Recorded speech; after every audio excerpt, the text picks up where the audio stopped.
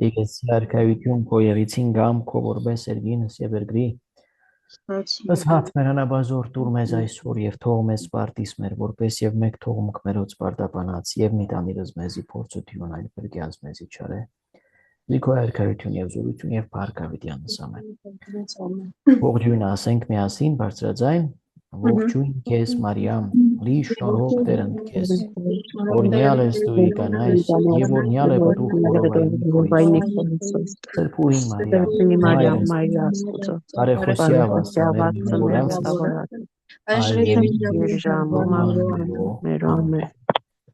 Սրբույի Աստվածամայր դուր մեզ իմաստություն այսօր եւ սրտի բացվածություն Աստուծո խոսքը ուսումնասիրելու մեր քրիստոնեական դասընթացի այս ձևաչափի միջոցով հարստացնելու մեր գիտելիքները եւ ավելի շատ ճանաչելու քեզ ավելի շատ ճանաչելու քո միջոցով Տեր Հիսուս Քրիստոսին եւ ավելի շատ սիրելու նրան Եվ մտածելու նաև մեր սրբության մասին, մեր կոչման մասին, որպես քրիստոնյաներ։ Ամեն։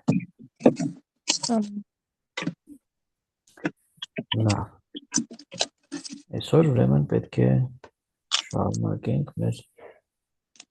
կիսափոխածը Սուրբ Հարության հարությունից հետո Հիսուսի երևումների մասին։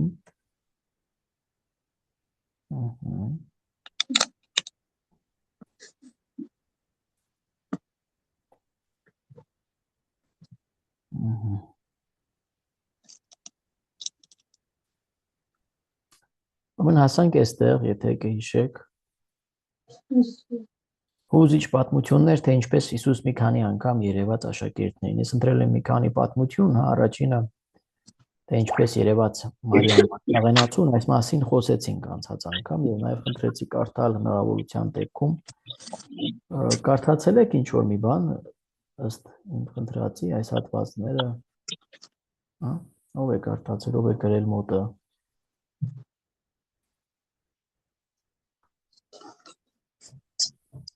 Ոչ ոք չի կարդացել։ Ես կարդացել եմ Մատթեոսի ավետարանից։ Կարդացել եմ ընդհանրապես դասագրքի։ Կարճարանքների մասին, հա, ինչ մաս եք կարդացել։ Կարդացել եմ,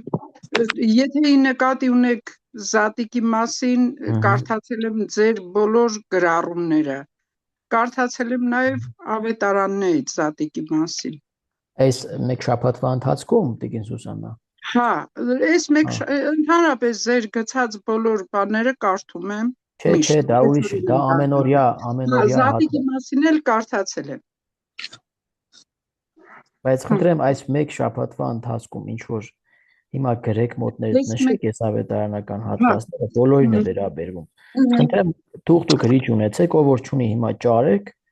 գրեք անպայման, այս առաջինը հենց Հովհաննես 20:11-ից 18։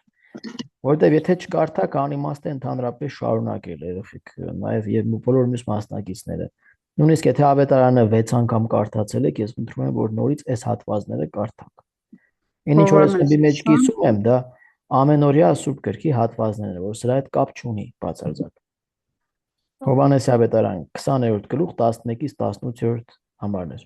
Պայմանավորվեցինք, մյուսներն լսում են։ Այո։ Հիմա մյուս անգամ էլի հարցնելու եմ, կարդացել եք թե չէ։ Եթե չկարդացիք, չեմ շարունակի ընդհանրապես։ Որտեւ անիմաստ կդառնա, եթե ինչ-որ բան պիտի չմնա ձեր մեջ։ Լավ։ Եկեք այս պատմության անդրադառնանք, որ շատ հետաքրքիր է։ Հիսուսը ծածուկ քայլում է աշակերտների հետ Էմմավուսի ճանապարհին։ Եվ սա էլ կարող եք գրել Ղուկաս, սրանք երևումներ են Հիսուսի, հա։ Ղուկաս 24:13-րդ համարից սկսած,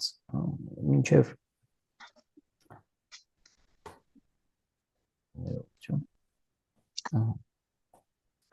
Ղուկաս 24 համարները տակը գրած է, գրեք։ Հիսուսի հարությունից հետո, երբ նրա աշակերտներից երկուսը քայլում էին դեպի Էմմավուս գյուղը, սա նորից հիշեցնեմ, որ ես վերաշարադրել եմ, ավետարանում բառացի այդպես չի գրած։ Հեշտացրել եմ։ Ճանապարհին նրանց մոտեցավ մի անծանոթ երկու հոգի գնում էին այս Էմմավուս գյուղը, որ 11 կիլոմետր ինչ եք խոսում 11 կիլոմետր, հա, պարզ է։ ծանոթ է այս պատմությունը ձեզ։ 1 կիլոմետր հեռու էր գտնվում Էմավուս գյուղը, իմիջիայլոց այս պատմությունը կա միայն Ղուկասի ավետարանում։ Մյուս 3 ավետարաններում այս պատմությունը չեք գտնի։ Ուրեմն երկու հոգի, մեկի անունը Կրեոֆպաս էր, ավետարանում է այդպես գրած, իսկ մյուսի անունը գրված չէ, հավանաբար հենց հեղինակն է, Ղուկասն է, որ իր անունը չի գրում։ Եվ քայլում են դեպի Էմավուս Քրիստոսի հարությունից հետո, ժամեր հետո, այդպես ասենք, եւ մի անծանոթ իրենց հետ քայլում էր։ Հիսուսն էր, բայց չէին ճանաչում։ Հիսուսն էր։ Լսում էր, որ նրանք խոսում էին Հիսուսի չարչարանքների մասին եւ չէին հասկանում, թե ինչու այդպես եղավ։ Նաեւ թե ինչպես կարող էր Հիսուսի գերեզմանը դատարկ լինել։ Այսինքն պատում էին, թե ահա 3 օր է, որ Հիսուս անունով մի մեծ մարդ, մի մարգարե մարդ, ասում է, քարոզեց եւ նրան ծերպակալեցին, խաչը հանեցին, հետո ասում են թե մեր միջից մի քանի կանայք գնացին, տեսան, որ Հիսուսի գերեզմանը դատարկ էր, եկան պատմեցին ինչ որ բաներ, ասում, բայց ոչ ոք նրանց չհավատաց, այդպես խոսում են իրար հետ։ Եվ անծանոթը լսելով սկսեց նրանց բացատրել, թե ըստ Սուրբ գրքի Քրիստոսը այդպես պետք է չարչարվեր եւ 3-րդ օրը հարություն առներ։ Ամբողջ Սուրբ Գիրքը, այսինքն 5 կտակարանի բոլոր մարգարեությունների հատվածները, որոնք իրեն էին վերաբերում, այդ հատվածների մասին էր խոսում Քրիստոսը, ասում է։ Երբ նրանք հասան Էմավուս, միասին նստեցին հաց ուտելու։ Ասում է, երբ որ հասան մոտեցան գյուղին, ասեցին, թե եկ մեզ հետ հաց կեր, որտեղ Հիսուս ասում է, պատճառ բռնեց, թե ուրիշ տեղ է ուզում գնալ, եւ նրանք շատ թախանձեցին, խնդրեցին, որ իրենց հետ նստեր հաց ուտելու։ Եվ ասում է, սեղանը ժամանակ վերցրեց հացը, օրնեց, կտրեց ու տվեց 2 աշակերտներին։ Նրանց աչքերը բացվեցին ու անմիջապես ճանաչեցին, որ այդ անծանոթը Հիսուսն էր։ Իսկ Հիսուսը անհետացավ նրանց աչքերից։ Նրանք ուրախությամբ վազեցին Երուսաղեմ եւ բոլորին պատմեցին, թե Հիսուսը երևացել էր իրենց։ Ինչով է այս պատմությունը եզակի եւ հետաքրքիր, որ եկեղեցին միշտ այս պատմությունը օգտագործում է բացատրելու համար ամբողջ եկեղեցու պատմության ընթացքը, թե ինչպես երբ որ մարդիկ մենք բոլորս շատ բաներ չենք հասկանում, ինչ է տեղի ունեցել Քրիստոսի կյանքում, ավետարաններում, Հիսուս ինքը մեզ հետ քայլում է եւ բացատրում է այդ բոլոր ճշմարտությունները 5 տակարանի հետ զուգահեռներ տանելով ինքը իր Սուրբ Հոգու միջոցով, եւ նաեւ իր Սուրբ Հոգու միջոցով ինքն է ներկա։ Սուրբ Հոգին մեզ առաքյալներին տրվեց վերնատանը, ճիշտ է, իր համբարձումից 10 օր հետո։ Նրանք հիշեցին, ինչպես ինքն է ասում է Սուրբ Հոգին կգա, ճշմարտության Հոգին ձեզ կհիշեցնի այն ամեն ինչ ես սովորեցրել եմ, Հովհաննեսի ավետարանում այդ մասին խոսում 14 եւ 15-րդ գլուխներում։ Եվ Հոգին նրանց տվեց նաև քաջություն, նրանց տվեց բացեց նրանց մտքերը, որ հասկանան, ու այդպես միշտ Սուրբ Հոգին առաջնորդում է ամբողջ եկեղեցին, ոչ միայն հոգևորականներին, այլ նաև աստվածաբաններին, աշխարհականներին, հասարակ մարդկանց, բայց ուսուցչությունը վստահված է եպիսկոպոսներին եւ վարդապետներին, որոնք որ տալիս են ճիշտ մեկնաբանությունը, առաջնորդվելով Սուրբ Հոգով, որը գործում է ընդհանուր տիեզերական ժողովների միջոցով եւ Սուրբ Աթոռից, Պապի կողմից, ես խոսում եմ որպես կաթողիկ, Պապի կողմից հրապարակվող պաշտոնական ուսուցման միջոցով, պաշտոնական, որի մեջ իրենց ներդրում ունեն նաեւ բոլոր եպիսկոպոսները։ Ուրեմն սա ասեցի, որտեղ շատ հետաքրքիր է այս դրվագը, որ Հիսուս մենակ չի թողնում իր աշակերտներին եւ հարությունից հետո երևում է ոչ միայն հաստատելու համար իր հարություն առած լինել, այլ նաեւ օգնում է նրանց հասկանալ, թե ինչ է տեղի ունեցել։ Այսօր եւս մեզ օգնում է։ Բայց նրանք ովքեր հավատքով չեն ընթերցում այս պատմությունները, երբեք էլ չի բացվի նրանց սիրտն ու աչքերը։ Մարդ կան շատ գիտնականներ, ովքեր ասենք կրոնների համեմատական ուսումնասիրությամբ են զբաղվում, կրոնագետներ, կրոնի պատմության մասնագետներ, ովքեր կարող են հատորներ գրել քրիստոնեության մասին, բայց չհասկանալ եւ չհավատալ Հիսուսի հարությանը, որովհետեւ հավատքով բացվածությամբ չեն ընթերցում։ Իրենց համար դա ընդհանրապես գիտական ուսումնասիրության տեքստ է Սուրբ Գիրքը, ինչպես իսլամի Ղուրան, օրինակ կամ վեդաները, հինդուիստական ենթադրենք, հա։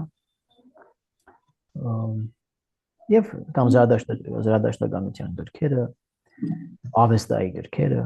եւ այսպես նույն նժարի վրա դրված։ Այսինքն, բայց մարդիկ, ովքեր հավատքով են ընթերցում, որպես իսկապես Աստծո խոսք, իրենց համար բացում են շատ իմաստներ, որոնք կախված են մեր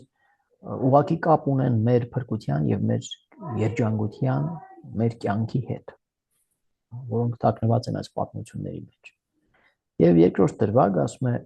երբ ճանաչեցին Հիսուսին, երբ ճանաչեցին, այստեղ գրված է, ով կհուշի ինձ, երբ հացը կիսեց։ Ինչ է դա ճանաչում, ինչ է հիշեցնում ձեզ։ Քրիստոսի մարմինը եւ այրոնը։ Վերջին ընթրիքը։ Ապրեք, վերջին ընթրիքը աշակերտների հետ արեց Տերը նույն ժեստն է։ Վերցնում է հացը, շնորհակալություն է հայտնում, օրհնում է, կտրում եւ տալիս աշակերտներին։ Սա ինչ է նշանակում, որ Հիսուսի ճանաչողության գագաթնակետը Սուրբ հաղորդությունն է, որ տեղի ունում Սուրբ Պատարագի ժամանակ։ Այսինքն մարդիկ, ովքեր Պատարագից հեռու են, լիարժեք ճանաչողություն չունեն Հիսուս Քրիստոսի։ Սա շատ կարևոր է, որ շեշտված է ավետարանում, որ հենց այդ ժամանակ բացվեցին նրանց աչքերը։ Հիսուսի արտաքինի մեջ բան չփոխվեց, որովհետև նրա հարություն առած մարմինը տարբեր էր։ Դրա համար ճանաչեցին ի սկզբանե, բայց կարողացան տեսնել Հիսուսին իրենց մարմնական աչքերից անդին նայելով, իրենց հավատքի աչքերով տեսան, երբ որ այդ ժեստը տեսան, ճանաչեցին Հիսուսին։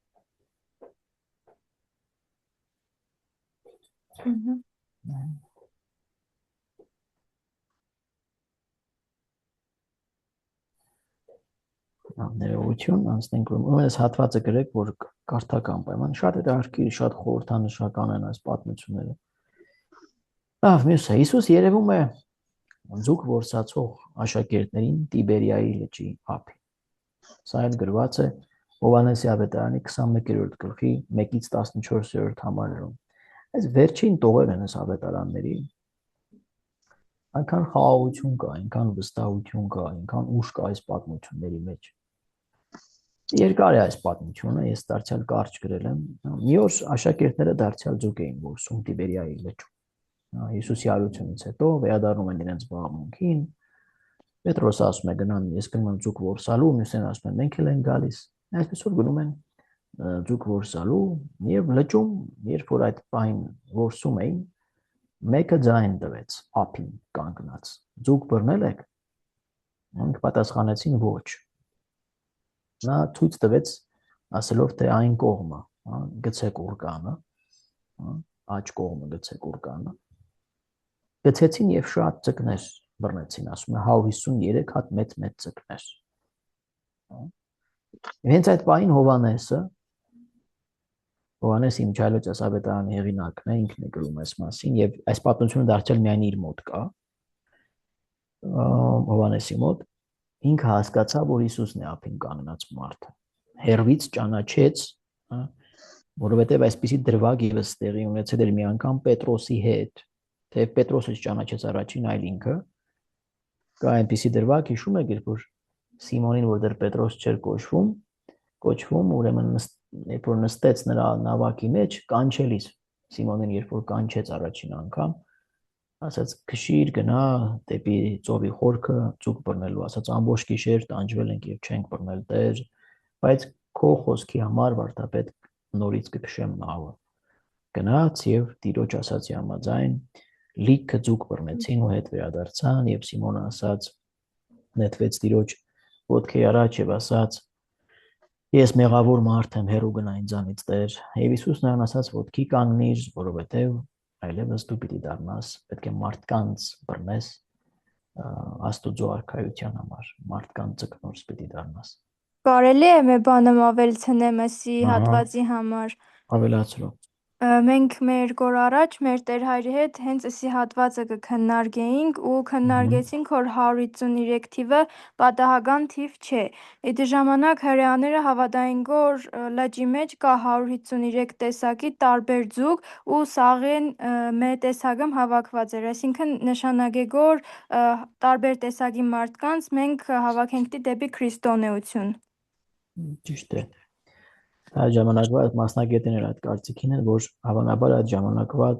ձկների հայտնի տեսակների թիվն է կամ այդ ժամանակվա հայտնի ազգությունների թիվն է։ Ասես մեկն ու մեկն է։ Ամեն դեպքում այդ ձկները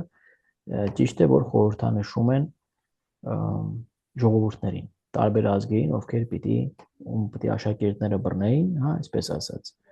եւ մոտեցնեին Աստծուն, բերեին դեպի Աստծո արքայություն։ Շնորհակալություն։ Ուրեմն ինչ տեղի ունեցավ, երբ որ Հովհաննեսը ասաց, որ Տերն է, ինչ տեղի ունեցավ։ Նինա կարող ես ասել։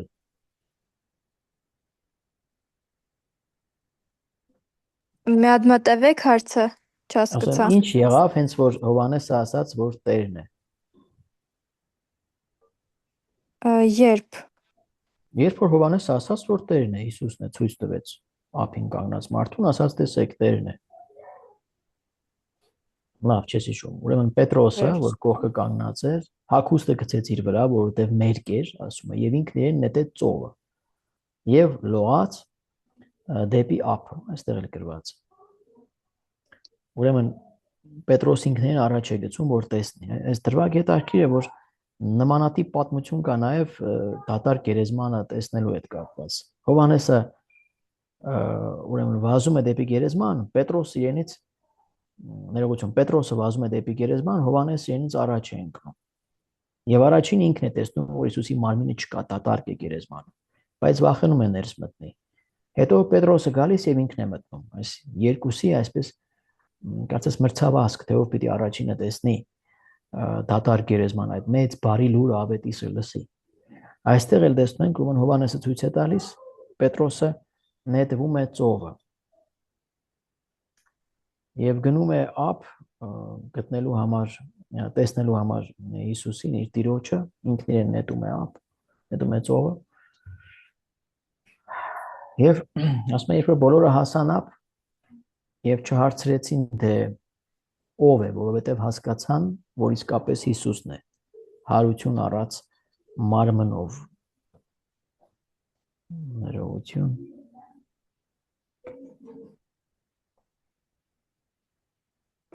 Մեկ վայրկյան։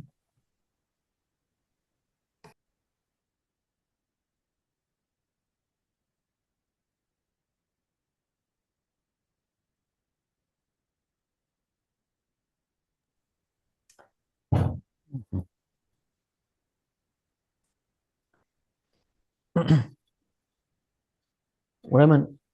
ինչ տեղի ունեցավ ափին, այստեղ գրված չէ։ Ինչ եք տեսնում նկարի մեջ, Հիսուսի հետևում ինչ կա։ Կրակի այր վերած։ Բայց ինչ էր, չեք հիշում, որը մեկը չի կարդացել այս պատմությունը, Հովհաննեսը։ Ձուկ էր եփում, չէ՞, Հիսուսը ինչքան հիշում եմ։ Ահա։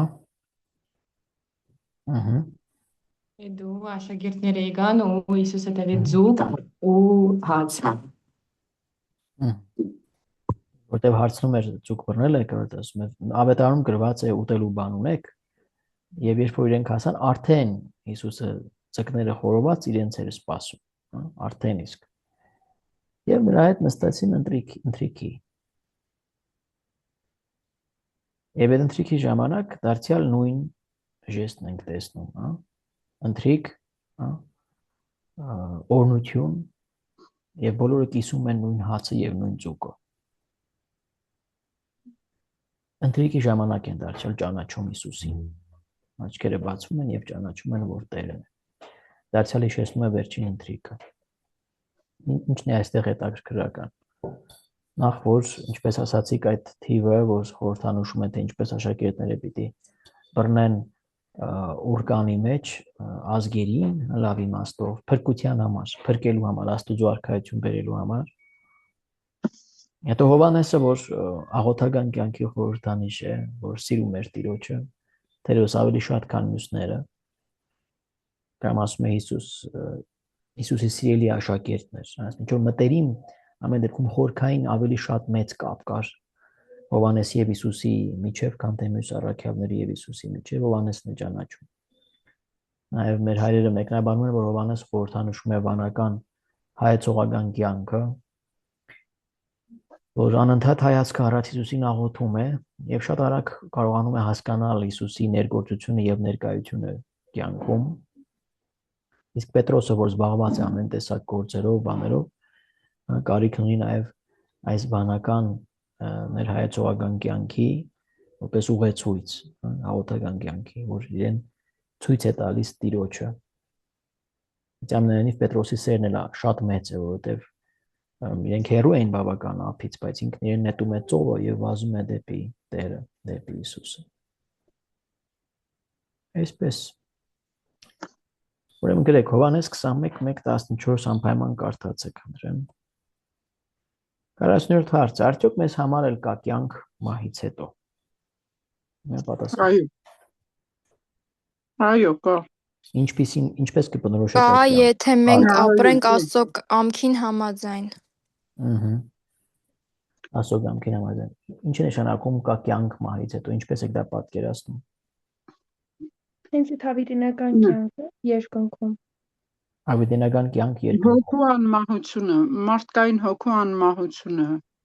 Լավ, Որ հոգին անմահ։ միայն հոգուն է դա վերաբերվում։ Դրախտ եւ դժոխք։ Դե մարմին էլ Մեկ կունենա, վարքյան, մեկը որ խոսում ես, սպասեք, էլի երեք ջան։ Տիկին Սոնա, հիմա ձեզ եմ լսում։ Մարմին էլ կունենա, բայց գուցե ոչ այս մարմինը, որ մենք ունեցել ենք այստեղ։ Հոգով եւ մարմնով մարդը կապրի։ Այսինքն Շատ լավ, ուրիշ պատասխան, մյուսներին էլ լսենք։ Կարճ խնդրեմ պատասխանեք։ Որ գոյություն ունի դրախտ ու դժոխք ու վերջին դատաստանի ժամանակ արդարները կանգնելու են դրախտում Հիսուսի կողքին, իսկ մեղավորները գնալու են դժոխք։ Ինչպես, հոգով թե մարմնով։ Եվ հոգով եւ մարմնով։ Մյուսներին ինչ կարծիքի են։ Եթե նույնը, ասեք, որ նույնն է։ Հիմնականում հոգով մարմինը մնում է, իսկ հոգին կանգնում է այդ ճանապարհին։ Այսինքն այստեղ հիմնականում չի կարող ունել, կամ այո, կամ ոչ։ Այս նեյտրալ չկա։ Մարմինը կիսով չափ չի կարող գնալ, կամ ամբողջությամբ կամ ոչ։ Ոչ, մարմինը մնում է, իսկ հոգին գնում է։ Ինչ։ Մարմինը մնում է, իսկ հոգին Հասկացա, մյուսները ոչ որ բան էին ուզում ասել։ Լավ։ Այո, բոլոր մեռածները հարություն են առնելու։ Մահը, որ մենք տեսնում ենք մեր կյանքի ընթացքում, միայն ժամանակավոր խորքում է։ Դրա համար ասում ենք, թե մարդը ննջել է, ննջեցյալ ենք ասում, չէ՞։ Մի օր բոլոր ննջածները կամ ննջեցյալները պետք է արթնանան, այսինքն հարություն առնեն նոր մարմիններով։ Աստված մարդուն ստեղծել հավիտենական կյանքով ապրելու համար։ Հիմա ավելի բարդ բաներ ասեմ, որը երեխաների համար չէ։ Ուրեմն ինչ է նշանակում, որ պետք է արթնանան եւ նոր մարմիններով եւ երբ։ Վերջին դատաստանի ժամանակ, երբ որ Տերը պիտի գա երկրորդ անգամ, Քրիստոս կդրինի ահեղ դատաստան։ Վերջին չէ կոչում ահեղ մեղավորների համար է ահեղ։ Բայց նրանց, ովքեր սրբությամբ են ապրել կամ ձգտել են սրբության, դա պետք է լինի սիրո հանդիպում Քրիստոսի հետ, երկար սպասված հանդիպում։ Ոմանք այդ ժամանակ դեռ ապրելիս պիտի լինեն եւ ոմանք արդեն ննջած։ Խնդրեմ գրեք ձեր մոտ, որ կարդաք այս թեմայով Պողոս Առաքյալի Կորինթացիներին ուղված առաջին նամակի 15-րդ գլուխը։ Պողոսի նամակը Կորինթացիներին, առաջին նամակը Կորինթացիներին 15-րդ գլուխ։ Խնդրեմ անպայման կարդացեք։ Ուրեմն ինչ տեղի պիտի ունենա ահեղ դատաստանի ժամանակ, բոլորը պիտի հարություն առնեն նոր մարմիններով, Աստված պիտի տա նոր մարմիններ, ինչպես որ Տիկին Սոնան ասաց, այս մարմինը պիտի չլինի, այլ նոր, ինչ է դա նշանակում։ Հիսուսի մարմնին նման, այսինքն այլևս հավիտենական կյանքով ապրող, որը ոչ պիտի սովածանա, ոչ պիտի հիվանդանա, ոչ պիտի ծերանա, նույնիսկ ասում է չի պիտի ամուսնանա, մարմնի հետ կապված բոլոր կարիքները այլևս դադարում են այդ նոր մարմնի մեջ, այդպես ասեմ։ Պողոս Առաքյալը դա համարում է ուրեմն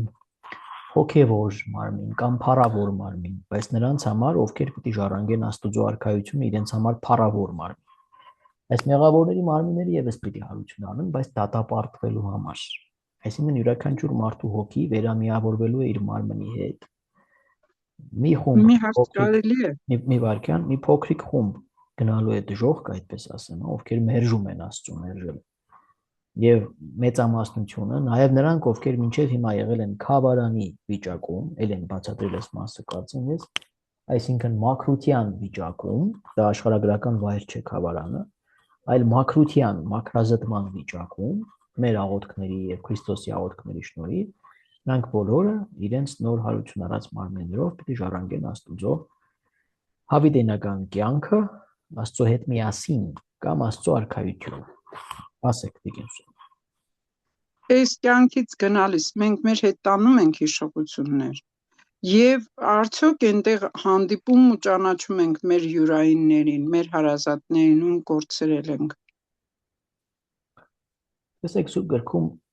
այդ մասին ոչինչ չի ասվում, բայց նաեւ հակառակի մասին էլ չկա ոչինչ։ Եկեղեցու վարդապետությունը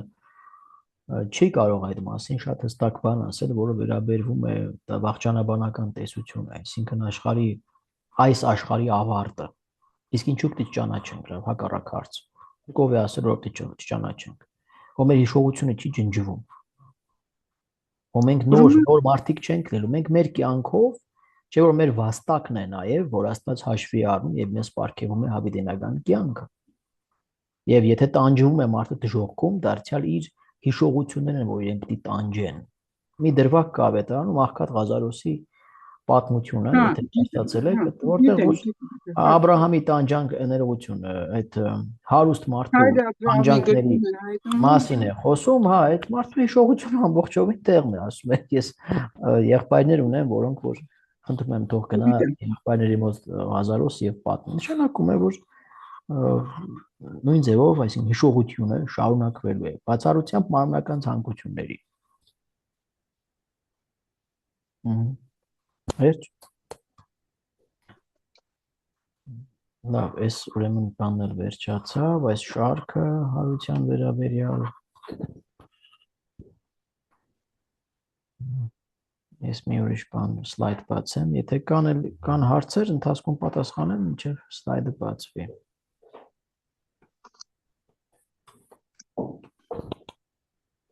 Բոլորը կանգնում են, չէ՞, դատաստանի առաջ։ Այո, կա նաև մասնավոր դատաստան, ես մասին կարծեմ խոսել եմ, մեռնելուց հետո կա մասնավոր, այսինքն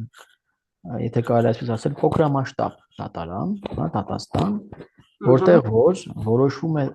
եթե մեկը իսպար մերժում է Աստուծո գոյությունը եւ ամբողջ կյանքում մերժել է, ծանր հանցագործ է, անզեղջ, դրանց համար որոշվում է, որ պիտի գնան դժոխք, այլ առայժմ հոգով, ոնց որ ասում եք, հետո պետք է նաև մարմինը նրանց ուրեմն վերամիավորվեն իրենց մարմինների հետ։ Իսկ նրանք, ովքեր որ ապրել են սրբությամբ, նրանք ուրեմն ժառանգում են միանգամից Աստուծո արքայությունը, ապրել են սրբությամբ, նշանակում է ձգտել են սրբությամբ։ Մշտապես խոստովանել են իրենց մեղքերը, ստացել են ուրեմն ապաշխարության խորհուրդը, սուրբ հաղորդությունը կյանքի վերջում, հա, մենք ասում ենք վերջին թոշակ։ Վերջին սուրբ հաղորդությունը ստացել են, հա, ինչպես որ եկեղեցին ամեն ինչ կարգադրում է մարդու այս կյանքից հեռանալու համար քրիստոնյայի, նրանք անմիջապես ժառանգում են Աստուծո արքայությունը։ Իսկ մարդկանց մեծամասնությունը, այդպես ասեմ, մնում է քավարանի վիճակում, այսինքն մաքրության վիճակում։ Եվ իրենք իրենց համար այլևս ոչինչ անել չեն կարող, որտեղ իրենց ժամանակ էր տրված միայն այս երկրային կյանքի տարիները։ Իրենց կարող ենք օգնել մենք մեր աղոթքներով, սրբերը իրենց աղոթքներով, եթե մենք դիմենք սրբերին։ Եվ Քրիստոս իր ամենազորեղ բարեխոսությամբ, որի համար ինչ պետք է անենք, պետք է խնդրենք, որ քահանան պատարագը մատուցի այդ ննջեցյալի համար անունով։ Առանձին պատարագ կամ կարող են ասենք խմբով, օրինակ օր մեռելոցին խմբով մի քանի հոգու իշատակում է, չէ՞, քահանան։ Դա պատարագողը Քրիստոսն է այդ ննջեցյալի համար, քահանայի միջոցով։ Սա եկեղեցու կարգն է 2000 տարուց ավելի։ Կարող եք նաև խնդրել առանձին պատարագ որևէ ննջեցյալի համար։ Եվ եկեղեցում կա սովորություն, այս էլ ասեմ, որ իմանաք, սա օրինավոր սովորություն է, որ արևմուտքում եւ նաեւ մանավանդ Վրաստանի համայնքներում շատ տարածված է, գոնե որ Ախալցխայի համայնքներում, որ Ջեցյալի համար պատարակ խնդրելիս քահանային նաեւ տալիս են որոշակի նվեր, կոչվում է պատարակոց, այդ գումարը քահանայի ապրուստի համար, դա կոչվում է օրապահիկ։ Հավատացյալ ինքն է որոշում, թե ինչքան է տալիս, եկեղեցու օրենքները այդ ամեն ինչը կարգավորում են, եւ սա ի սկզբանե եղել է, որպեսզի քահանան ապրի եւ կարողանա պատարակ մատուցել։ Ասեմ, որ եթե հանկարծ այդպեսի բան լսեք գյուղերում, չմտածեք, թե քահանան ուզում է փող աշխատել, դա եկեղեցու կանոն է, օրենք է։ Ովքեր որ գիտեն, շատ սիրով դա կատարում են։ Լավ, եւ իհարկե կարելի է դա նվիրել, ասենք նաեւ այլ նպատակով, ասենք մի մասը ընդհանրեն քահանային որպես օրապահիկ եւ մյուս մասը աղքատների համար կամ եկեղեցու ծախսերի համար, այդպես դիտավորությամբ։ Մանավանդ Հայաստանի համայնքներում սա դեռևս անհասկանալի է, ընդունված չէ, այսպես որտեղ նաեւ կա տարբերություն ընջեցյալների ճակատագրի հանդեպ էլ անտարբերություն կա, ասենք թողոչով չնեղվի, բայց ընդհանուր անտարբերություն կա այդպեսի, մարդը մեռավ գնաց վերջ այլևս հավաքում են 40-ին հիշում են, տարին հիշում են ու իրականում վերջ, այսինքն ոչ ոք հոգ չի անում կամ քչերն են հոգ տանում, որ ասենք քահանային խնդրեն, որ պատարակ մատուցի, քահանան դա կանի նաև առանց որևէ նվիրատվության, ազում անգամ նվիրել եմ այդպես եւ նաև երբեք չեմ էլ ասել, որ պետք է ինչ-որ բան նվիրատվություն անել, բայց հիմա տեղն է, որ դուք դա իմանաք, որպես բանիմաց քրիստոնյաներ։ Լավ, անցնենք այս 6-րդ փաստին, Եթե հարցեր ունեք այդ ասածից վերաբերյալ, պատրաստ եմ պատասխանել։ Այդ պատարակը ընդհանուր չի լինում, դա ասենք ես խնդրում եմ իմ հարազատի համար պատարակ, դրա համար վճարում եմ։ Այդ պատարակին բոլորը պետք է մասնակցեն, սովորական պատարակ է, թե տարբերվող է։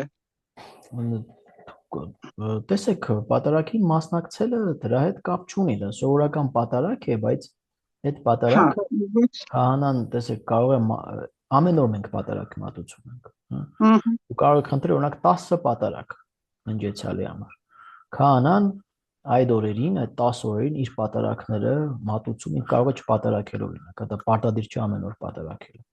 Բայց եթե պատարակություն ունի, պարտադիր պիտի պատարակի։ Ինքը պատարակում է, ասում է, տեղ կա հիշադակության հատուկ ընջեցյալները, ասում է, այս պատարակ մատուցում եմ այսինչ մարդու համար, խնդրելով նրա հոգու համար հանգստություն։ Բայց այդ պատարակին կարող են մասնակցել նաև շատ այլ մարդիկ, որտեղ պատարակը հասարակած աղոթք է։ Մենք ճիշտ է միայնակել ենք պատարակում, երբ որ ժողովուրդ չկա կամ 1-2 հոգու ներկայությամբ, բայց դա ոչի բան չի փոխում, որտեղ կա սուրբ հաղորդություն, եւ քահանան կարող է հայտարարել, նաև եթե դուք ուզենաք, որ այդ ընջեցյալի համար է մատուցում այդ սուրբ պատարակը։ Օրինակ, ներողություն, եկեղեցում անուններն են գրում, չէ՞։ Հարազատների անուններն են գրում, տալիս են։ Մենք էլ նույն ձևով գրում ենք, անունները գրում են թղթի վրա եւ օդա որ մեռելոցին, երբ որ ընդհանուր մեռելների համար այսինքն կապ չունի, մեկն է թե բոլորն են գրել։ Այդ դեպքում չէ, բայց առաքելական եկեղեցում չկա այդ սովորությունը, որ մին ընջեցյալի համար օրինակ խնդրեն 30 կամ 40 պատարակ։ Հասկացա։ Օրինակ Եվրոպայում շատ ծածված է դա, հարազատը ինչ-որ մի գումար նախատեսել է իր կինը ամուսնու համար, ասենք, տալիս է մի քահանա, ասում է խնդրում եմ 30 հատ պատարակ։ Նույնիսկ կա պատարակի տեսակ, կոչվում է Գրիգորյան, դա պետք է լինի անընդհատ, քահանան իրավունք չունի ընդմիջելու 30 օրյա հետևից պետք է նույն դիտավորությամբ պատարակի եւ ուրիշ դիտավորություն էլ չի կարող վերցնել։ Եվ դա վերաբերում է նաև սովորական պատարակություն, եթե ես դորը վերցրել եմ որոշակի նվիրատվություն, այսինչ ընջեցյալի դիտավորության համար, այլևս իրավունք չունեմ ուրիշի համար այդ օրը փող վերցնելու։ Հասկացա՞ք։ Բարձր։ Որտեղ դա օրապահիկ է եւ արդեն մեկի համար տրված է։ Լավ, այս փողի հարցերը անցանք։ Փողը չէր ինձ հետաքրքրող, իմ ասելիքը փողի մասին չէր։ Հասկացա։ Իմ ասելիքը անհատական պատարակի, ասենք,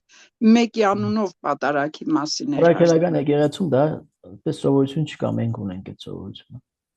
Առաքելական եկեղեցում շատ անուններ են գրում ու շատերն են, ասենք, մենք եւ նա ենք անում եւ նա։ Որ մեռելոցին այդպես ենք անում, ընդհանուր ինչպես ասեցիք։ Սովորական օրերին նաև առանձին պատարակ, առանձին մարդու դիտավորությամբ։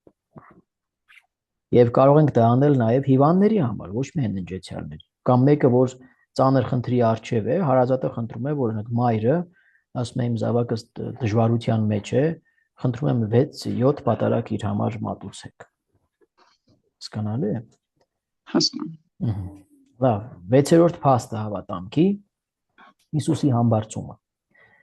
Ելյալ երկինս նույն մարմնով նստավ ընդաչ մեղոր։ Այսինքն նույն մարմնով ելավ երկինք, բարձրացավ երկինք եւ նստեց հոր աջ կողմում։ Չէ՞ որ որպես միածին որդի հոր աջ կողմից, այսինքն կարևոր տեղից այդպես ասենք, հա, իջավ, մարմնացավ, մարդացավ, ծնվեց, հիմա այդ մարմնացյալ մարմնով բարձրանում է նույն տեղը, որտեղից իջել էր։ Եվ այդ մարդկային մարմինը, որ տարավ իր հետ երկինք, դա մեզանից վերցված մարմինն է, որ ինքը նորոգեց, հարություն տվեց եւ բարձրացրեց բարձր կյանքի աստիճանի, այդպես ասենք, հավիտենական կյանքի աստիճանի։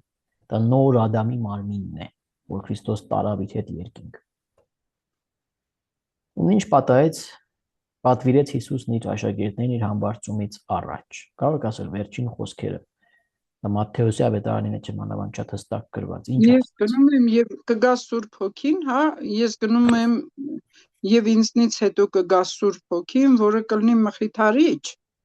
Այո, բայց դա վերջին խոսքերը չեն, դա Հովհաննեսի 14 գլխում է գրված։ Ասեք։ Ես դեթ եմ մինչև աշխարհից վերջը։ Աշխարհի վաղճանը։ Մինչև աշխարհի վաղճանը, ճիշտ է, իսկ դրանից անմիջապես առաջ Գնացեք եւ քարոզեք հանուն Հոր եւ Որդու եւ Սուրբ Հոգու անունով։ Ապրես գնացեք, մկրտեցեք, նախ գնացեք, աշակերտ դարձրեք բոլոր ազգերին, աշակերտ դարձրեք, իրենց առաքելություն է տալիս, ուղարկում է։ Մկրտեցեք նրանց հանուն Հոր եւ Որդու եւ Սուրբ Հոգու, հա, եւ սովորեցրեք նրանց այն ամեն ինչ ես ձեզ պատվիրել եմ։ Եվ ահա ես ձեզ հետ եմ լինում մինչև աշխարհի վաղճանը։ Սա Հովհաննես ներողություն, Մատթեոս ավետարան 28-րդ գլխի ամենավերջում կարող եք գտնել այս տողերը գրված։ Գրեք Մատթեոս 28, հենց այդպես։ Գլուխը 28, համարել 28։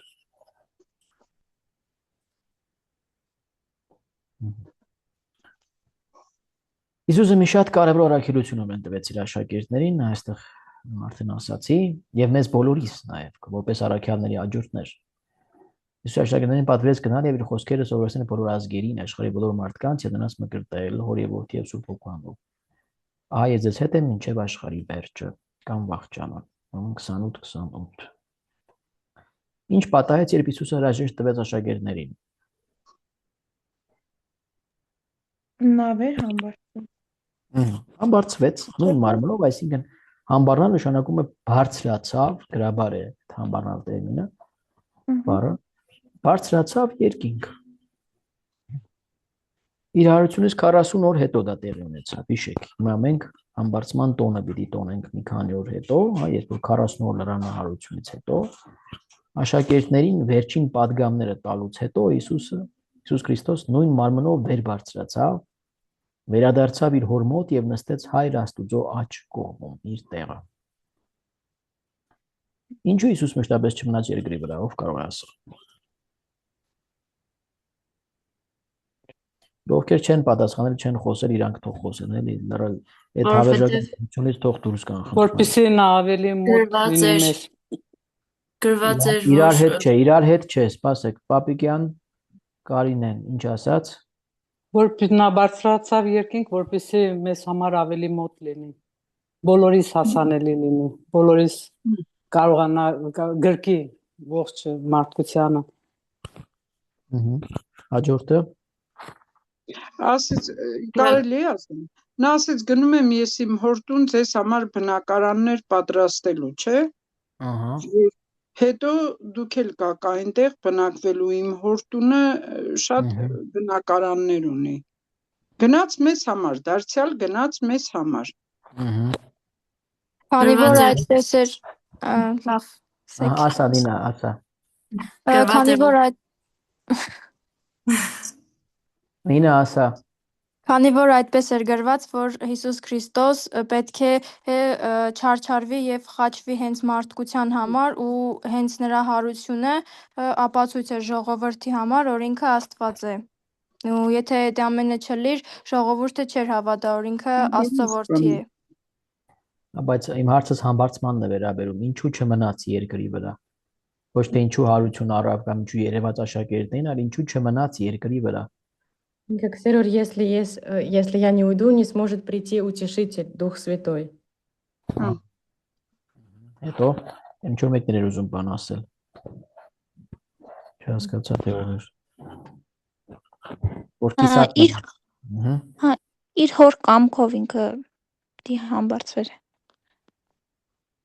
Հոր կամքով պիտի համբարձվեր։ Դե ամեն ինչ հոր կամքներ անշուշտ։ Երկնքից էր կուզենայինք, չէ՞ որ մնար պիտի մեզ։ գնար, չէ։ Իհարկե կուզենանք։ Բայց աշակերտները շատ ուրախ էին, երբ որ ինքը համբարձվեց, ասում են ուրախությամբ գնացին Երուսաղեմ եւ շարունակում էին գնալ տաճար, աղոթում էին, ասում են առանձին տներում հավաքվում էին, հաց էին կիսում իրար հետ եւ ուրախ էին շատ։ Բայց առաջին երկու պատասխանների մեջ եւ նաեւ Մարիայի պատասխանի մեջ կար ճշմարտություն, այսինքն ինչ որ իրենք ասացին, ես փորձեմ ավելի մանրամասն, այսինքն Տիկին Կարեն ասաց, որ այսպեսով ինքը կարողացավ գրկել ամբողջ աշխարհը։ Շատ դեպի գեղեցիկ խոսքեր են, որովհետև իսկապես այդպեսով կարողացավ լինել Հիսուս լինում է բոլորիս հետ, բոլոր խորանների վրա պատարակվում է, բոլոր եկեղեցիներում ներկա է եւ ոչ միայն այդ 12 հոգու հետ։ Եվ Տիկին Սուսանան ասաց, որ մոռացա։ Ինչ ասացիք Տիկին Սուսանա։ Որովհետև գնաց մեզ համար բնակարաններ պատրաստելու։ Ճիշտ է, իր խոսքման համաձայն, որ գնալու եմ ձեզ։ Ինքը ասում է այսպես, ասում է ձեր բոլորիդ համար տեղ կա իմ հոր արքայության մեջ, ասում է հոր տեղ կա, բայց այո, իր համբարձումը նաև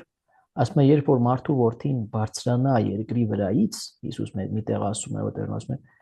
երբ որ բարձրանամ երկրից, բոլորիդ կձգեմ դեպի ինձ,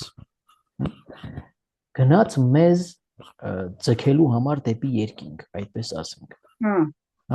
մեզ համար ապահովելու Աստուծո արքայությունը, այսպես ընդունենք։ Եվ Մարիան էլ ասաց, որ իր խոսքն դարձյալ Հիսուսի, որ գնալու են, որպեսզի մխիթարի չգա, հենց այդպես էլ ասում է Տերը, լավ է դες համար, որ ես գնամ, որպեսզի մխիթարի չգա։ Աստծո ծրագրի մասն է։ Հիսուս մարդացյալ Աստծո որդին կատարում է իր առաքելությունը եւ հետո գալիս է Աստուծո հոգին, ինքը ուրեմն ճզմվեց խաղողի որդի նման խաչի վրա եւ այդպես պատկերավոր ասեմ տվեց իր հոգին մեզ, այդ կողից հոսող արյունը խորհրդանշում է նաեւ Սուրբ Հոգու տվչությունը, որ ռոքում է լցնում է բոլորիս հոգիները, բոլոր մկրտյալների հոգիները եւ իր հոգով առաջնորդում է ամբողջ եկեղեցին ամբողջ աշխարհում այլևս, հա։ Եվ Սուրբ Հոգու մեջ է ամբողջանում Քրիստոսի առաքելությունը։ Հայրը սկսում է, որդին իրականացնում է եւ Սուրբ Հոգու մեջ իրականություն է դառնում ամբողջ եկեղեցին իմի հավաքվելը Քրիստոսի անձի մեջ։ Մենք բոլորս Քրիստոսի հոգով ենք լցվում,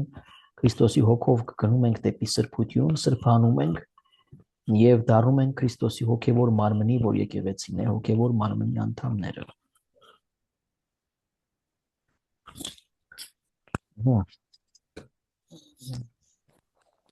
Մի սաղմոս կա, սիրում եմ շատ, օրհներ Տիրոջ ով իմ անձը, եւ այնտեղ ասում է, եւ նա իր աթոռը հաստատեց երկնքում, եւ նրա արքայությունը բոլորիս է տիրում, հա, ինչպես էր մոռացա։ Հայրաթոռը հաստատեց երկնքում, այդպեսի տողեր կան, բայց չեմ հիշում կոնկրետ որ սաղմոսն է։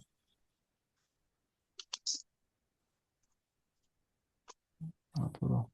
Լավ, ընթացքում կնայեք, մեզ կհիշեցնեք։ Տերն ուզում է լինել բոլորիս հետ, բոլոր ժամանակներում եւ բոլոր վայրերում։ Հիսուս պարզապես մեզանից մի քիչ առաջ է քայլում եւ գնացել է, որպեսզի մեզ համար տեղ պատրաստի հոր կողքին, ինչպես ինքն ասաց, Նա երբեք մեզ չի լքում։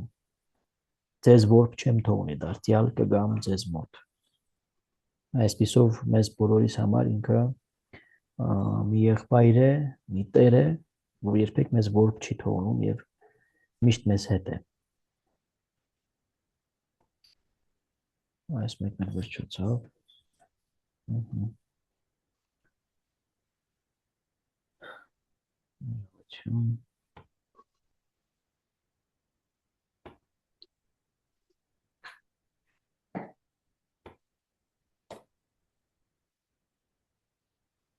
Դուք տեսնում եք հիմա։ Մանր։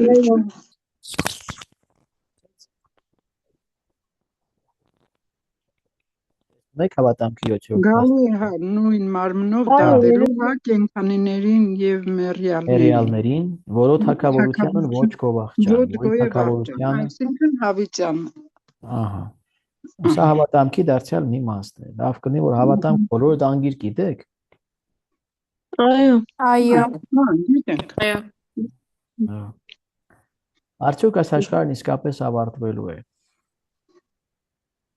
Երևի չէ։ Չի ավարտվելու, ես կարծում եմ։ Չգիտեմ։ Ինչպես չէ, իհարկե ավարտվելու է։ Այո։ Ինչպես է ավարտվելու։ Երևի մարդկային մեղքը միայն կարող է կործանել, թե չէ, եթե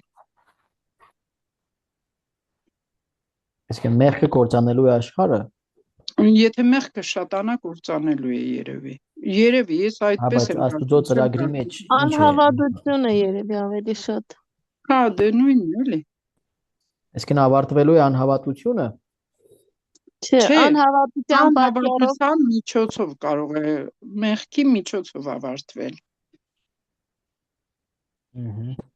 Լավ, հետո ուրիշ պատասխաններ։ Աշխարհը կարող է ավարտվելու չլի, բայց Հիսուս Քրիստոսի երկրորդ գալուստը լի հենց ավարտը։ Ինչու։ Դա ստան ավարտ չի։ Իմ կարծիքով Հիսուս Քրիստոսի գալու ժամանակ մեղավորները կպատժվեն, հենց այս է ավարտը։ Բայց արդարները կապրեն, չէ, էլի ավարտ չի լինի։ Հայտնության գրքի մեջ գրված է, որ երբ լրումը կա եւ Երուսաղեմի հաշիվը ընդհանրանա, այդ ժամանակ կլինի վերջին դատաստանը եւ անարդարները կընկնեն կրակի մեջ, то есть ժողքում կլինեն, իսկ արդարները երկնային Երուսաղեմում։ Դրանից հետո էլ այս աշխարհը, չգիտեմ, ինչպես կարող է լինել։ Այսինքն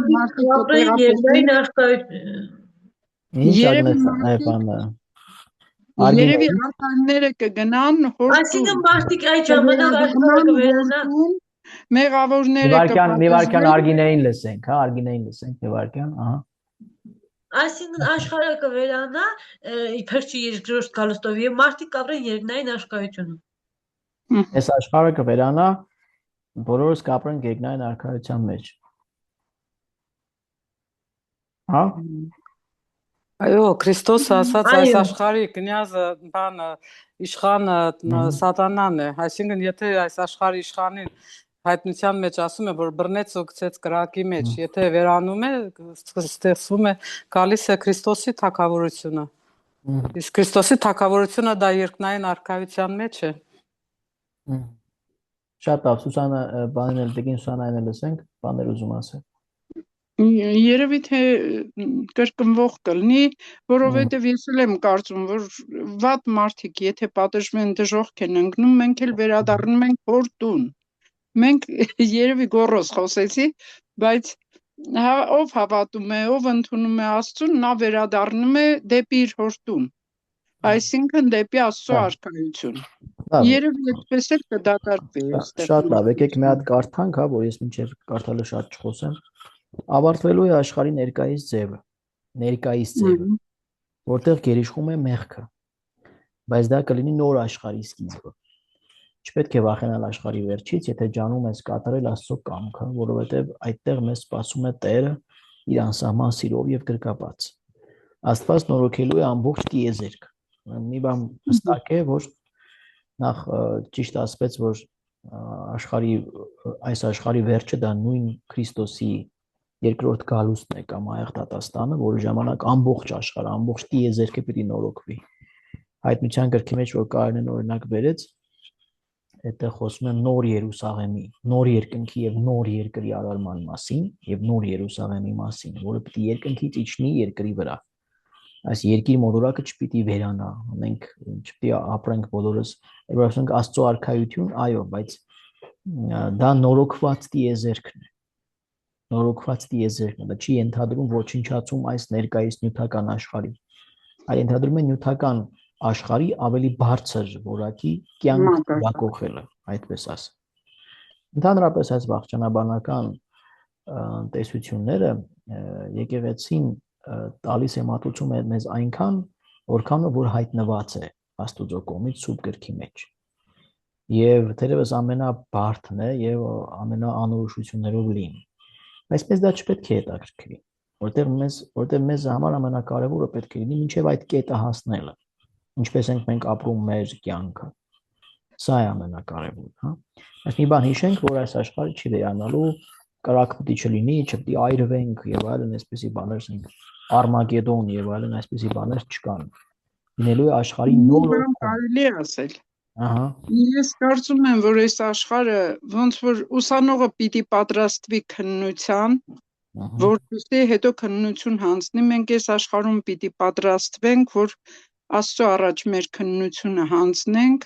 եւ մեր ապրածով որոշվի մեր ճշմարիտ տեղը։ Այսինքն ճիշտ է, դա քննության նման է, որից հետո քննությունն է մեր կամ հավիտենական կյանքը, կամ հավիտենական տանջանքը։ Հա, Տեր մարմնով։ Հովսեփ, իսկ ժամանակի գոյությունը ինչպես կարելի է համատեղել այս աշխարհը նյութական աշխարհ է, հավիտենական կյանքը անժամանակ կյանքն է։ Սարաքյալ ասում է ամբողջ արարչագործությունը հառաչանքների մեջ սպասում է, թե երբ պիտի նորոգվի, ասում է ապականացու կյանքը իր վրա պետք է հագնի անապական կյանքը։ Ամեն ինչ պիտի նորոգվի, ասում եմ մեկ ակնթարթում, այսինքն խորհրդավոր բառեր է օգտագործում, որտեղ Իսկ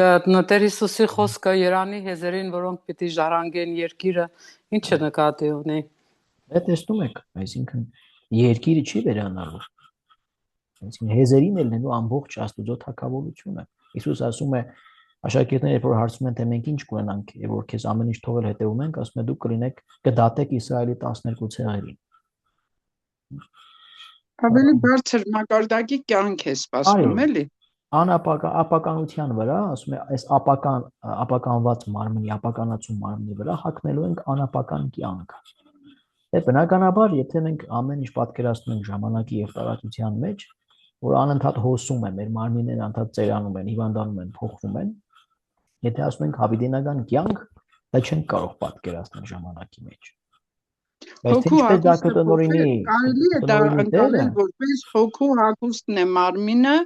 եւ դրանից հետո մենք փոխում ենք մեր հոգու հագուստը, հագնում ենք ավելի մաքուր, ավելի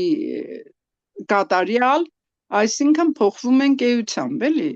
այդպես կարելի է ընկալել։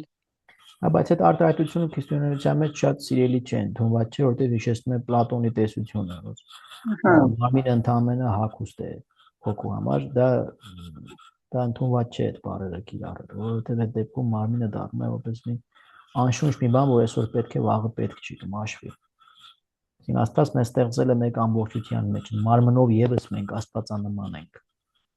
Ոչ թե Աստված մարմին ունի դրա համար, այլ մարմնով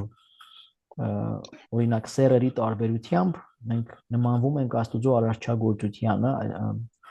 Աստծուն որպես արարչագործ Տեր, որպես արարիչ, շարունակելով կյանքը։ Եվ նաև մարմինները մեզ տրված են անձերի միջև մեր հարաբերությունը սիրով ապրելու համար, որով մենք նմանվում ենք Սուրբ Երրորդության անձերի միջև գոյություն ունեցող հարաբերությանը։ Մարմինները շատ կարևոր տեղ ունեն մեր աստվածանմանության, մեր սրբության եւ մեր հավիտենական կյանքի համար։ Ի սկզբանե Ադամն ու Եվան ստեղծվել էին մարմնով, որից չէին ամաչում մինչև մեղսագործություն, ասում են, մերկ էին եւ չէին ամաչում, որտեղ ամեն ինչ իրենց համար կառավարելի էր ամեն ինչ ներդաշնակ էր Աստծո կամքի հետ։ Որդեծնությունը եւս ոչ մարմնի միջոցով է տեղի ունենում, կամ սերը, որի լերումը կատարվում է մարմնի մարմնական հարաբերությունների միջոցով, եւս գալիս են արտացոլելու Աստծո սերը մարդկության նկատմամբ։ Մարմինը շատ կարեւոր է։ Բարձ հակուստ չէ։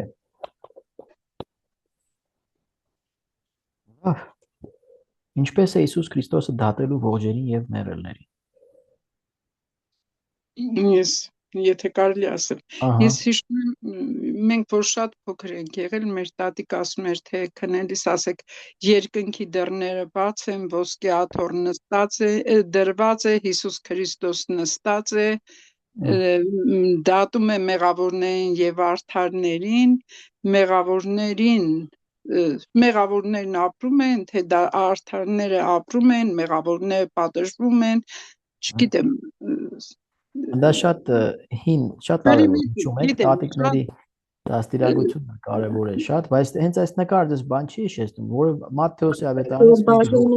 մարդկանց ոչխարների եւ այծերի Ահա պատմի այդ պատմությունը, գիտես։ Ոչխարներին կանգնեցնում է իր աջ կողմը, իսկ այծերին ցախ կողմում է դնում։ Ինչ սկզբունքով։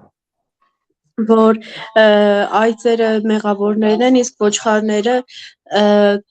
արդարներն են։ Ինչպես։ Խեղճ այծը ինչ մեղավոր է, որ ինքը այծ է ծնվել։ Եկեք իմ հավատարիմ ծառաներ։ Ահա։ Հավատարմության արկայությունն է։ Ինչու՞մ է կայանում հավատարմությունը։ Քրիստոսի խոսքին հետևելը։ հետևելը հենց հավատարմությունն է։ Ժողովուրդ ջան, ավետարան կարդացեք, ավետարան։ Մատթեոսի 25-րդ գլխում չէ Տերովսեպես քննարկել էինք այնտեղ Աստծո դատաստանի ժամանակ, որ մարդու որդու Հիսուս Քրիստոսի առաջ կհավաքվեն բոլոր ազգերը ու նա նրանց կզատի իրարից, ինչպես հովիվը զատում էր ոչխարներին եւ այծերին։ Հիմա բացել ես ավետարանը, դիմաց թե հիշում ես ուղղակի։ Հիշում եմ Տերովսեպի, ես նույնիսկ գրած ունեի թղթիս վրա։ Ինչի հիման վրա է զատում։ Բարի իրենց կատարած գործերի հիման վրա։ Ինչպես է արտահայտում այդ գործերը, ոչ մեկը չեք հիշում, շատ պատկերավոր։ Այդ ավետարանի մասում նշված էր, որ Հիսուսը սովածի տեսքով է գալիս, սովածին կերակրում են, ծարավ է լինում, ծարավ մարդուն ջուր են տալիս ու այդ արարքներից ելնելով էլ դատում է մարդկանց։ Ապրես։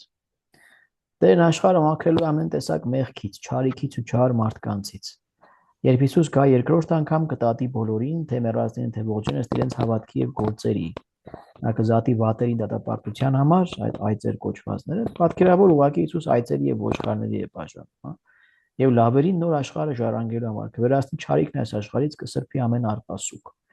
Իսկ Մատթեոսի ավետարանի 25-րդ գլխի 31-46-րդ համարներում գրված է հետևյալը. որ Հիսուս որպես դատավոր, որպես թագավոր երկնային կսկսի դատել բոլորին եւ կասի. եկեք ինձ մոտ իմ հոր օրնյալներ, ոչխարներին կասի եւ աջ կողմում կնանց կդասի։ Որովհետեւ ասում է, երբ որ ես մերկ էի, ինձ հագուստ տվեցիք, երբ որ ես սոված էի, ինձ կերակրեցիք, երբ որ ծարավ էի, ջուր տվեցիք, երբ որ հիվանդ էի, այցի եկաք, երբ որ բանտում էի, եկաք տեսնելու։ Եվ պիտի իրենք հարցնեն, թե երբ արեցինք այդ ամենը քեզ Տեր, եւ ասում է, նա պիտի պատասխանի, երբ որ իմ այս փոքր եղբայրներից մեկին արեցիք, այդ ինձ արեցիք։ Եվ մյուսներին դատապարտում է ըստ նույն սկզբունքի, ասում է, գնացեք հավիտենական տանջանքի մեջ, մապարացի չեմ կարդում, որովհետև ասում է, երբ որ ես սոված էի, ինձ հաճ չտվեցիք, մերկ էի, ակուս չտվեցիք, ծարավ էի, ջուր չտվեցիք, ասում նրանք դարձան, թե երբ այդ ամենը քեզ չարեցինք, Տեր, ասում, երբ որ իմ այս փոքր եղբայրներից մեկին չարեցիք, այդ ինձ համար չարեցիք։ Ուրեմն Հիսուս ուզում է, որ մենք յուրաքանչյուր կարիքավորի, խնդրող, կարիքի մեջ գտնվող անձի մեջ, ընդհանրապես ամեն յուրաքանչյուր մարդ արարածի մեջ տեսնենք Աստծո պատկերը։ Տեսնենք Քրիստոսի եղբորը կամ քրոջը։ Նույնիսկ անկախ նրանից մկրտված է որպես քրիստոնյա, թե չէ։ Նույնիսկ անկախ դրանից։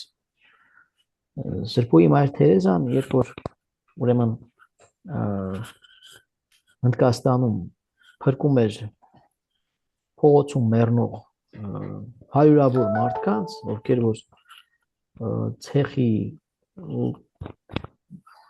կեղտի մեջ մահանում էին, միջատներին մարմնի վրայից պոկում էր, այդ գանգես կետի մեջից վերցնելով կետի ափից։ Տանում էր մի մաքուր անկողնի վրա դնում էր, որ գոնե մարդու նման մեռնեն։ Այդ միջատներին պոկելով, որդերին մարմնի վրայից պոկելով, այս հինդու էին իրենք, քրիստոնյա չէին։ Ասում եմ, ես Քրիստոս մեզ պատվիրել է յուրաքանչյուրի մեջ տեսնել իր պատկերը, իր ներկայությունը։ Հենց այս սկզբունքով էր առաջնորդում Մայր Տերեզան Կալկաթայից։ Լավ, եկեք այսօր վերջացնենք, որովհետև ես ճիշտ է լավ եմ, բայց ուրիշ գործեր ունեմ եւ արդեն մի ժամ անցավ ժողովուրդ ջան։ Ուրեմն կշարունակենք, եկեք մի կարճ աղոթք անենք։ Շնորհակալություն բոլոր մասնակիցներին, թե ուսուցիչներին, թե երիտասարդներին։ Դովանյան պաշտպանության գովաբինին Սուրբ Աստվածածին Զաղաչյանս մեր մի հանդեսարների կարիս մեր, այլ միշտ բահյա եւ բահբանյա, ըստ ժողովուրդս քո ամենայն վտանգից եւ ի փորձանած, եւ ի չարե եւ մեղած, կույս բարեւորերը մնորյալ ամեն, հանգերուտ խաղաղությամբ Տերընծես։